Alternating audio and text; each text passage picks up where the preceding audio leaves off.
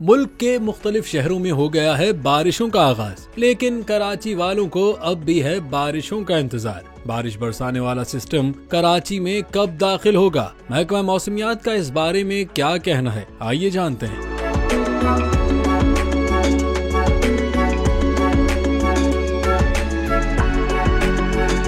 आज सुबह से ही शहर कायद पर बादलों ने किया है बसेरा। काली घटाओं के साथ चल रही हैं समंदरी हवाएं भी। शहर का दर्जा हरारत अब भी 33 डिग्री सेंटीग्रेड है, जो कि 38 डिग्री तक महसूस किया जा रहा है और 40 डिग्री तक जाने का इम्कान है। लेकिन शाम या रात में बूंदाबांदी भी हो सकती है। बारिश के हवाले से महकमा मौसमियात का कहना है कि मानसून हवाएं आज शाम मशरिकी सिंध में दाखिल होंगी, जबकि कराची में मानसून का पहला स्पेल 8 जुलाई की शाम में दाखिल होगा। लो प्रेशर सिस्टम की वजह से कराची में बारिश का इम्कान है।